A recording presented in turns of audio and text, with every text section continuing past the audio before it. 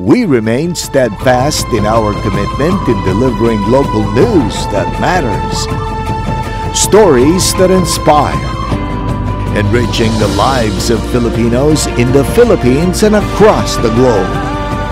This is your GMA Regional TV. Buong puso para sa Pilipino. Kini ang mga dagong balita karong Miyerkules. Cebu City Mayor Mike Rama ug laing 7 ka opisyalis gisuspenso sa ombudsman. 21 ka food stalls sa merkado publiko sa Barilis, Cebu nasunog. 2 ka aksidente sa Talisay City nahulikam. Peace rally nga gipangunahan ni kanhi Presidente Duterte sa Dumaguete City nakasugat og mga kakulian. Ug madasig sa istorya sa pagpaningkamot sa usa ka batanong swimmer nga taga Hilutungan Island.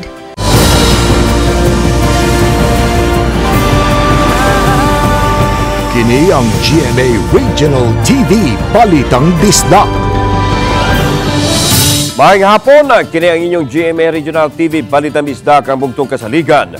Kasandigan o kadangpan sa mga Bisaya nga magatod sa labing dako o mga nagunang balita nga mahinungdanon sa Central ug Eastern Visayas. O live din sa GMA Complex sa Dakbayan sa Sugbo. Ako si Alan Domingo. Preventive suspension ang gipahamtang sa Ombudsman. Batok kang Cebu City Mayor Mike Rama ug laing 7 ka mga opisyal ubos sa iyang buhatan tungod sa reklamong wa pagsweldo sa 4 ka mga empleyado sa City Hall sulod sa napo ka buwan. Mayor Mike Rama wa pa makadawat og kopya sa suspension order ug usab matud pa wa siya masayod sa kasong gisangat batok kaniya. Sayra nato detalye pinaagi nining report. Mixed emotions ang gibati sa 4 ka mga kawani sa City Hall nga mipabor kanila ang anti-graft office sa gisangat nga kaso batok sa mga opisyal sa Cebu City Hall. Ang mga complainant nga silang Saibel Ann Ibanez, Maria Almicar Jongson, Chito de la Serna o Filomena Atuel. Sa samang higayon, nag-uulusab kadapil si Mayor Mike Rama sa gipahamtangan og 6 ka buwan nga suspension order sanglit. Mauman kini ang signatory sa nahitabo kanila sa ilahang trabaho. Mipagawas og 6 ka buwan nga preventive suspension ang ombudsman batok kang Mayor Mike Rama ug laing 7 pa ka mga opisyal nga ubos sa buhatan sa mayor hangtod mahuman ang administrative adjudication nga dili mula pa sa 6 ka buwan nga walay sweldo. Kini subay sa gisangat nga kasong grave misconduct and becoming of a public officer, conduct prejudicial to the best interest of the service, grave abuse of authority o violation of code of conduct and ethical standards for public officials and employees. Ang mga reklamante dugay nang nag-alagad sa City Assessor's Office o regular employee apan nahibulong sila nga kalit lang silang gilabay sa laing buhatan nga naghatag kanila og kalmaryo. Maong minagop sila sa Civil Service Commission ug nakakuha unta sila og resolusyon nga nagbalik kanila silang naandan nga pisto. Apan matod sa mga kawani, gawa gihapon sila ilha sa Pangulo sa City Assessor's Office ug wa sweldohi sulod sa napo ka buwan. Nipasar usab og resolusyon ang Konseho sa Dakbayan aron maswelduhan ang upat kinsa gidestino karon sa City Admin Office. Dinhi gihatagan sila og sweldo apan upat lang ka buwan. But it could have been prevented kung ni action pa ang atong city attorney or not the city administrator. Naghatag matod pa grabing epekto sa kinatibuk ang pagkatao ug pamilya ang nasinati sa mga kawani busa nagkahukom silang musang at og reklamo ngadto sa ombudsman niadtong buwan sa Pebrero ug sa katapusan gidungog ang ilahang reklamo. Kailak ko ganina pagtawag ni sir kay kanang mix ba like nalipay ka kay sakto kadaugan pero somehow makanuna sa ka ba nga like si mayor unsay feeling niya actually di man jud si mayor baya jud ang main kuan pero told siya may nipirma mo sa gulang feelings to kurag na loyal lang sa mayor kinapil lagi siya kay di magita si mayor mo ang tuyo ini para nako sir happy na jud ko ani nga decision sir kamo lang yun sir is masulduhan lang mi matagaan mi what is right for us. Atoa sa kauluhan ng mayor kinsa mitubag pinaagi sa phone interview ug mipadayag nga wa pa siya makadawat og kopya sa preventive suspension. Wa usab matud pa siya masayod sa kasong gisangat batok kaniya. Aware ka sa complaint, Mayor? No, I don't even know about it. So what you can knowledge regarding this issue? Lawyers will take care of it. Ang city admin nga si Attorney Colin Rosell may patawag unda kini og media interview apan as of 3 p.m. wa pa kini mogawas sa iyang buhatan. Kauban si Clover Lumayag, ako si Alan Domingo. Balitang Bisdak.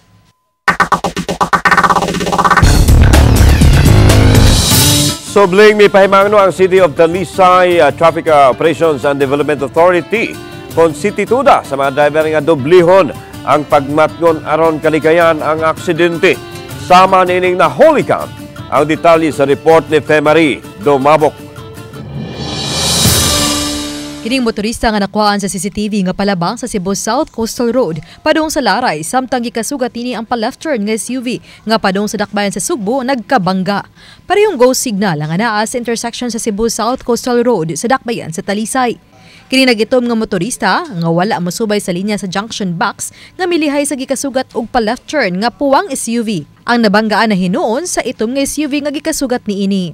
Hinuon hinay ra ang pagabangga og wara maangol ang motorista. Itong mga motorista nga tan-aon kanunay ang atoang junction box unya og asa kan dapita pwede rang makaliko or maka-straight going.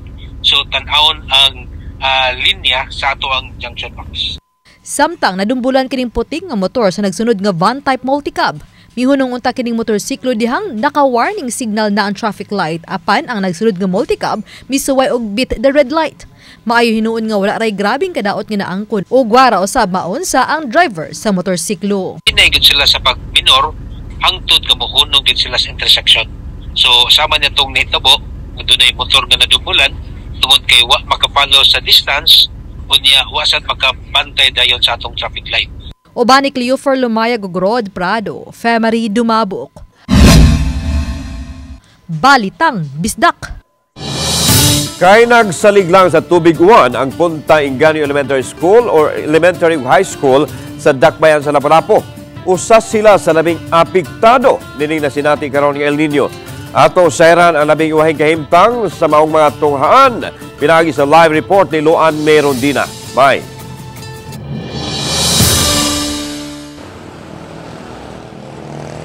Lan kay taud-taud na nga walay agas ang ilang connection sa MCWD o walay kaugalingon usab nga poso ang tunghaan, hinungdan nga apektado kaayo sila ni ining taas-taas nga panahon nga wala makasinati og pag-uwan ang Sugbo. Naglinya ang mga container sa tubig sa atubangang bahin sa Punta Inganyo High School. Apan pipila lang niini ang may sulod nga tubig. Ug kun may sulod man, wa gani makatunga sa container. Hitsas unta sa mga rainwater catchment ang tunghaan, apan kay pipila ka buwan ng way pag-uwan nga nasinati ang Sugbo, Busa, pulos kini na ughana. Busa migahin ang Punta Inganyo High School ug tag 1,000 ka pesos matag semana nga budget pangpalit og tubig. Ang gahin, gikuha nila gikan sa ilang share sa halin sa kantin. Wa gid say uwan mo ni. Ang masudlan namo ang kani, ang duol ra didto kay para sad sa kanang ang host bitaw sa mag-deliver. Mubo ra man ang iyahang host. May mga higayon usab nga padadaan sila og libreng tubig gikan sa buhatan ni Kongresista Cindy Kinchan, matag padala nila og suwat hangyo. Apan lagi, kay dili lang ang barangay Punta Inganyo ang nanginahanglan og tubig, kundi lakip na ang ubang mga barangay sa Lapu-Lapu City, busa dili diha-diha dayon sila mahatdan og tubig, bisan gani sa mga pribadong supplier nga ilang gipalitan. Luoy kaayo kay kanang mag-CR ang uban, mag-agwanta lang muuli sa balay nga kanang kasi aron kanang hapon na. Pero ang among principal aning kamot gina siya nga way tubig diri maningkamot gina siya nga magpa-refill siya tubig. Bisan ang mga tino gikan sa aircon, ila na usab nga gisawd aron magamit nga panglimpyo sa CR. Ang Punta Inganyo High School adunay 695 ka mga tinunan. Mas labaw ang panginahanglan sa tubig sa Punta Inganyo Elementary School, kansang student population miabot sa 1,621. Matod ni Dr. Alvin Loremia, master teacher sa Punta Inganyo Elementary School, nga labing apektado ang mga magtutudlo sa kinder o grade 1 kansang mga estudyante at imanunon kaayo sa pag-CR. Mutap mi sa ginikanan nga padalhon og kanang galon, padalhon og sa tubig or else mangayo na lang sa silingan nga classroom kung naay mga available pa nga tubig. Gani, migahin na sila og 6,000 pesos matag buwan pangpalit og tubig. Hinuon mato ni Dr. Loremia nakatabang ang gipatuman sa DepEd nga adjustment sa oras sa pagtungha sa mga estudyante kay dili na mag-abot ang tanang mga tinunan sa eskwelahan sa samang oras. So, ang tubig nga allocated nga 6,000 every month nga gikan sa MOE na-cater ra gyud gihapon tungod sa number sa mga learners nga ni-attend diri sa eskwelahan. Kay gi-ship man siya into morning and afternoon session. Ang suliran sa panginahanglan sa tubig uwan sa mong tunghaan, posibleng maalibyuhan kung hingpit na nga mamahimong low pressure area ang cloud cluster nga gimonitor karon sa Pag-asa gawa sa Philippine Area of Responsibility. Base sa tropical cyclone threat potential sa Pag-asa, may tsansa kining mamahimong bagyo ug maglandfall sunod semana. Apan may kahigayunan usab kining mo recurve. Hinuon pareho gihapon kining makahatud og mga pag-uwan sunod semana. Kining ato nakita na possible develop na low pressure area na ay low to moderate chance na mahimo kining bagyo o tropical cyclone. If madayon kini, so makahatag kini mga pag-ulan.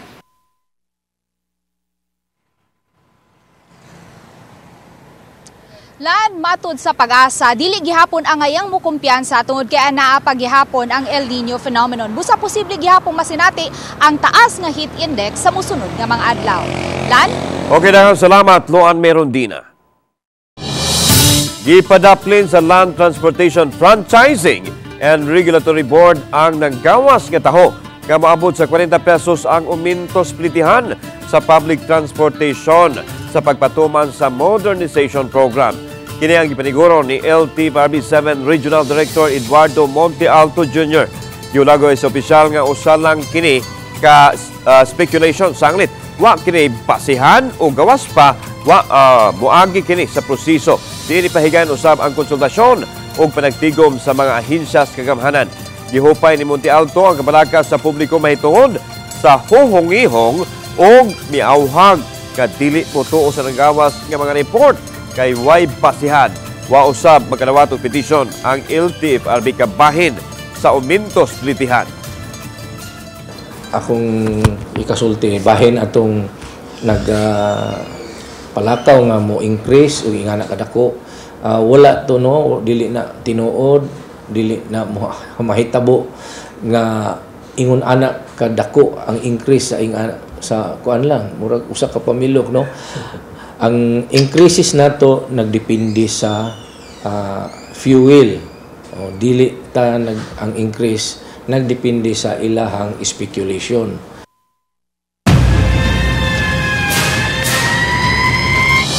Nabulabog ang pagkatulog sa mga residente sa barangay poblasyon lungsod sa Barili.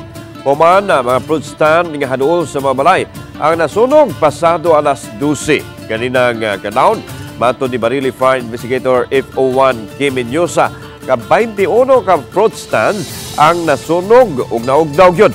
Gisa kini sa second alarm hinungdan nga niresponde usab ang ubang kabomberohan sama sa lungsod sa Dumanhog. Dulaan sa 2 ka oras ang kumbate sa mga bombero. Una, nadeklara nga paong na gyud ang kayo. Ginama sa mga light materials ang mga fruit stand. Gisubay pa kung kinsay tagiya sa fruit stand, diin nagsugod ang sunog bisan konsirado. Sa inisyal nga banabana mukabat sa 35,000 pesos ang gibiling danyo sa sunog. Usa sa gitanaw karon sa kabomberohan ang linyas kuryente sa mga fruit stand o ang nakalimtang pagpaong nga ceiling fan o uban pa. Matod sa uploaders sa kuha nga video nga ikaduha na kining nasunog. Unang higayon, nahitabo Setyembre sa miaging tuig. Nanawagan karon ang mga munupyo nga ibalhin sa layo ang fruit stand nga distansya gikan sa ilang mga panimay.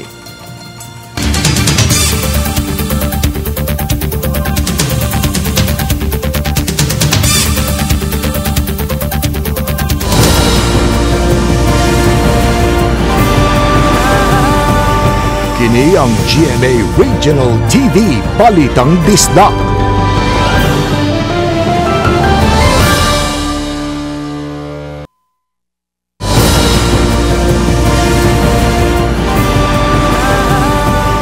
Kini ang GMA Regional TV Balitang Disda. Defend the Flag Rally sa Dumaguete City. Gipangunahan ni kanhi Presidente Rodrigo Duterte. Nakasugat og problema kung unsa hinungdan sayran nato nining report.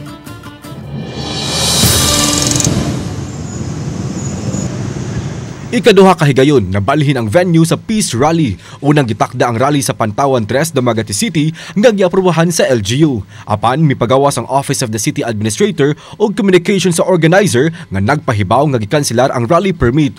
Kinisubay sa abiso sa Dumaguete City Police nga kulang ang ilang sakop aron masiguro ang kaluwasan o seguridad nga motambong sa kalihukan. Tungod niini, gibalhin sa organizer ang rally sa Freedom Park at tubangan sa Provincial Capitol. Apan wala mapahigayon magisiradaan sa LGU ang lugar kay gipaubos matud pa kini sa maintenance and rehabilitation subay sa himong centennial celebration sa Mayo 17. Ubay-ubay nga mga heavy equipment ang gibutang atubangan sa provincial capital. Pasado alas 6 sa gabi, miabot si kanhi Presidente Rodrigo Duterte sa lugar dool sa Freedom Park. Kay sarado ang lugar, gihimo ang mubong programa gamit ang open track nga gihimong stage. Dinhi wala gipalagpas ni Duterte ang issue sa paglisod-lisod sa grupo para matigayon ang peace rally. What is ironic? What is incongruous nito? Nakakatawa, nakakagalit. Nadaanan ko yung Freedom Park. Yun sana ang gusto namin. Pagpunta kami rito, naghingi kami ng permit. Binigyan kami. But nung araw na dating kami, binawi yung permit at sinirahan yung Freedom Park. Suspetsa ni Duterte ang Malacanang ang daon nasa likod ni ini. Galing ito ng Malacanang. Dahil sa Bustos, Bulacan, ganun rin ang nangyari. May plano kami, hingi kami ng permit. Binawi.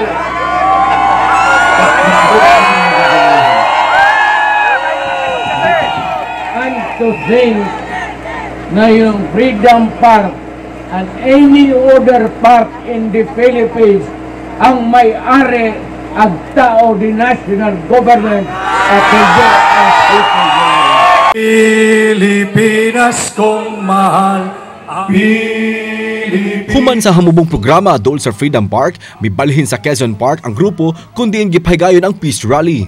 Sa maong programa, subling gipasabot sa kanhi Presidente nganong supak siya sa mga lakang nga i-extend ang termino sa kasamtangang administrasyon. Apil sa mga mibatbat sa peace rally sila si Davao City Mayor Basti Duterte, Attorney Vic Rodriguez, Attorney Harry Roque o Attorney Glenn Chong. Kauban si Clarence Gabutin, Mark Regiabella. Balitang Pisdak. Clearing operations o pagsigurong hawan ang kadalanan. Imando sa Department of Interior and Local Government o DILG. Kitahasan ang mga local government units pagpatuman niini. Ang report ni Nico Sereno. Sa 11 kapahina nga memorandum circular gimando sa DILG ang nationwide implementation sa barangay road clearing operations. Pinirmahan ni Interior Secretary Benjamin Abalos Jr. nagtinguha sa pagpapahawan sa kadalanan gikan sa mga nakababag niini. Tinguha nga malimpyo alang sa luwas kapag agi sa mga motorista ug mga pedestrians. Dugay nang naka-issue ang DILG og kamanduan kabahin niini sa miaging mga katuigan, labing uwahin ni atong 2023 kundiin lakip sa gimanduan ang mga LGUs ug barangay. Towards kalinisan and kaayusan. So, the barangay road clearing forms part of this campaign for Bagong Pilipinas. So, if you notice, ang mga barangay karon naghinlo kada weekends. Alright. So that's the kalinisan program. This time around, ang panawagan sa national government is for the barangays to sustain the efforts. Adunay gikatakda nga nationwide implementation sa road clearing operations kundi indunay assessment ug validation nga himuon. Wa pa hinoy petsa kanus-a kini ipatuman apan nakig-alayo na ang DILG sa uban nga mga ahensya.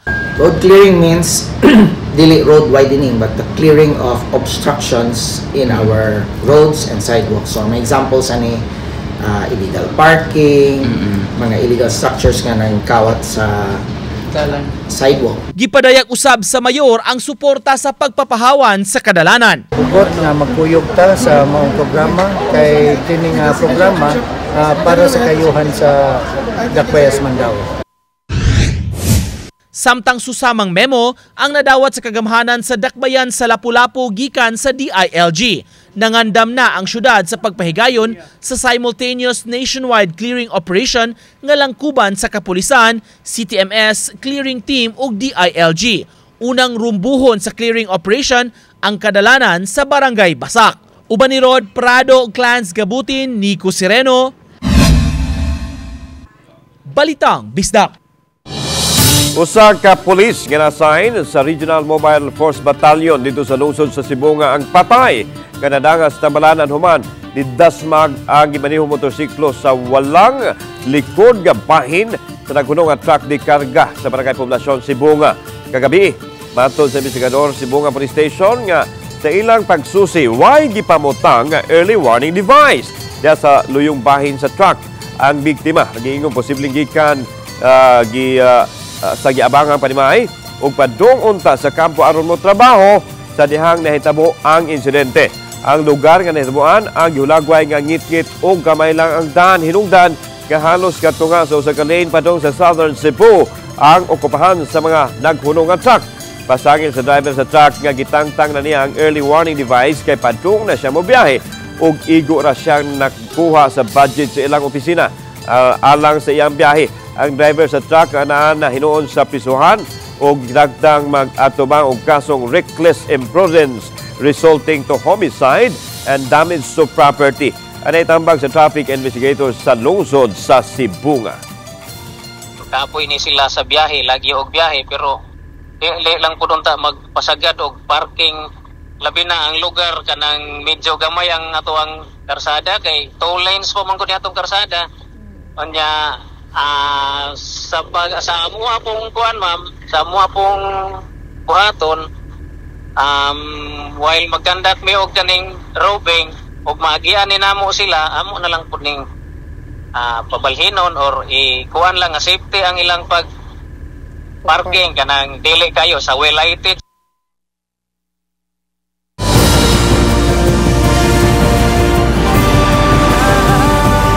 Kini ang GMA Regional TV Balitang Bisdak.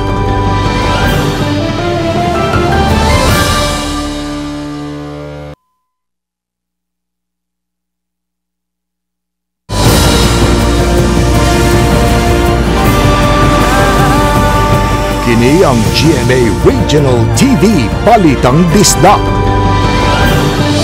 Pagkaon sa mga atleta sa Sivera sa Talisay City Division ang tinaksanay na o wa gisod sa styrofoam aron sigurado gyud nga di mapanos ang report ni Femari Dumabok. Aron masiguro nga di makadaot og di panos ang maserve nga pagkaon, gitako sa mga pagkaon sa mga delegado sa dakbayan sa Talisay nga misalmot sa Siviraa. Subay kini sa mando ni Talisay City Mayor Samsam Gulyas, inay nga isod og mga styropack. Una niini nakadaot og reklamo ang mayor gikan sa mga atleta o ginikanan nga nangapanos ang ilang mga pagkaon. Mato di Gulyas nga wa na niya maagwanta ang mga reklamo moong nangilabot na siya. Dugang pa sa mayor nga ni rason ang supplier nga napanos ang pagkaon tungod kay styrofoam ang ilang gisudlan niini og dugay nga nakaon. At the end of the day, ang importante para kanako is ang mga estudyante kanang nalipay sa giandam sa DepEd ug sa gobyerno para kanila. Mipasalik ang supplier nga magdestino og staff sa billeting area nga maoy mutakos sa pagkaon alang sa mga delegado aron sigurong way mga pagkaon nga mapanos. 9 milyones pesos ang pundo nga gigahin sa dakbayan sa Talisay alang sa kagamitan, uniform, pagkaon ug uban pang magikinahanglan sa ilang pagsalmot sa Siviraa. Kagabi gibisita ni Gulyas sa mga atleta sa billeting area ug gipasabot nga gitagad na sa kagamhanan ng ilang reklamo. Ugma sa hapon tapuson ang Siviraa 2024. Uban ni Rod Prado, Femari Dumabok. Balitang Bisdak. Bisan gamayang delegasyon sa lalawigan sa Siquijor sa nagpadayang Central Visayas Regional Athletic Association kon Siviraa panakaangkon gihapon kini og duha ka bulawang medalya karong adlaw. Nakuha sa Siquijor ang gold medal sa javelin throw sa regular sports ni Hazel May. Gapol og laing gold alang sa athletics nga shot put nga nakuha ni Angel Rose T. Buringkit. Nakaangkon usab si Buringkit og silver medal sa laing kategori sa pagkighinami ni DepEd Siquijor Schools Division Superintendent Rosalie Pasaol nga usa lang ang iyang gipangandoy nga gold medal sa apan duha gyud ang ilang nakuha. Nakita na to karon nga we are really making a difference as compared sa mga niagi nga mga tuig. Sakit tayo improvement ang performance sa ato ang mga athletes. So, the Siquijor nun, congratulations, no? So Siquijor sa imo nag-ingon is a small division but nakakuha og gold, no? So congratulations. Patay nga tao kansang lawas gisod og sako nga nakitaan sa May Pangpang sa Barangay Santikon, lungsod sa Badjan na ilhana. Matod sa hipi sa Badjan Municipal Police Station, Police Captain Jerwin Mark Batong nga ganinang kadlawon positibong gila sa kabanay ang biktima. Usa kini ka lalaki o nagidawd 31 anyos nga taga Barangay Bunga, Toledo City nga kitahong na missing sukad pa sa Mayo 5. Padayong gisusi karon sa kapulisan ang kamatayon sa biktima. Girekomendar nila kini nga mapaubos sa autopsy labi na nga dili magklaro ang matang sa samad nga naangkon sa biktima kay nadugta na ang patayng lawas nini. Nagtinabangay sa investigasyon ng kapulisan sa lungsod sa Badjan ug dakbayan sa Toledo aron masuta ang hinungdan sa kamatayon sa biktima. Maabot sa dulaan 10,000 ka mga delegado ang misalmod sa opening ceremony sa Eastern Visayas Regional Athletic Association kon Ibiraa Meet 2024 nga gipahigayon dito sa Ormoc City niadtong Domingo. Nagunay sa pagpasigas sa Cauldron si Philippine Fencing Association President Leyte 4th District Congressman Richard Gomez. Kauban niya ang mga atletang sa Rehiyon 8 nga sakop sa Philippine Modern Pentathlon. Gitapos ang programa sa usa ka fireworks display ug sinugdanan na usab sa opisyal nga pagbukas sa Ibiraa Meet 2024. Samtang niadtong Domingo, Mayo 5, gisugdan na ang mga duwa apan gisuspenso una ang mga outdoor events nga magsugod sa alas 10 sa buntag hangtod alas 3 sa hapon. Dunod sa nasinating grabing kainit sa panahon. As of 2:40 p.m. karong adlaw, nag-una ang Ormoc City sa overall ranking sa Ibiraa Meet 2024. Malipayong gisaulog karong adlaw ang piyesta sa dakbayan sa Mandawi. Arsobispo Sugbon nanawagan sa mga tao pagpahugot sa debosyon aron mas mapaduol kang Kristo ug ni Maria. Ano ang detalye sa report ni Nico Sereno? Nagsugwak ang mga deboto nga mitambong sa alas 10 sa buntag nga Pontifical Mass sa kapiestahan sa National Shrine of St. Joseph. Mi-preside sa Santos nga misa si Arsobispo sa Sugbo Jose Palma uban ang kauban nga mga obispo ug kaparian. Mitambong usab ang mga local officials ingon man ang napiling ermano ug ermana mayor. Sama sa miaging mga katuigan, may pipila ka mga kabataan usab nga nakabiste nga susama sa sapot ni Senior San Jose pagpakita sab sa iyang mga hiyas ug personalidad. Sa wali giauhag sa Arsobispo ang pagsunod sa kinaiya sa santo, nagpakahilom lang apan nagkugi na sa pagtrabaho ug nagprotekta sa pamilya. Matud niya, ang pagpahugot sa debosyon kang St. Joseph pamaagi sa pagpaduol kang Jesus ug sa Birheng Maria. Sa ating pangatloy, to walk with faith. Uban na si San Jose, sayo na daw nga ang uban na sa Jesus. If we have devotion to Joseph, we know that we are with Jesus, the way, the truth, and the life. Sa misa gipanalaginan usab ang kalampusan sa tinguha nga ma-elevate ngadto sa usa ka minor basilica ang maong simbahan. Kini ang gilihok sa National Shrine ug sa Archdiocese nga maaprubahan aron magsilbing sentro sa debosyon. Sa kapiestahan karong tuiga, ubay-ubay nga mga aktibidad ang giandam, lakip na mga kalingawan. Samtang dunay mensahe ang mga opisyales ngadto sa katawhan ning kasaulugan sa fiesta. Gasa ni sa kinabuhi, gasa sa nga gikan sa kaitasan. Angay magpasalamat sa atong mahal na patron, Senior San Jose, sa tanan, no? Atong naabot karon unya usalay akong nga kamahinaot nga ang atong kasaulugan sa fiesta sa mahal nga Senyor San Jose nga magmalipayon o malinawan. Happy Fiesta and mapasalamaton ta sa atong Senyor San Jose na kanunay nagiya kanato para magmalambuon, magpadayon ang atong pagkakugihan o pagagrasya nga ihatag diri niya kanato sa matag pamilya. Nico Sereno, Balitang Bisdak. Samtang makita ninyo kining maong episode sa official website sa GMA Regional TV, www.gmaregionaltv.com. Pwede usab ninyo mabisita ang among official YouTube channel, GMA Regional TV, ug i-click ang subscribe button alang sa labing init nga balita gikan sa mga rehiyon tungod sa GMA Regional TV Local News Matters. Kami ang GMA Regional TV Balita Misdak. Kinatibukang pwersa alang sa mas dakong misyon ug mas halapad nga pag-alagad sa nasod. Maayong hapon, mga kapuso.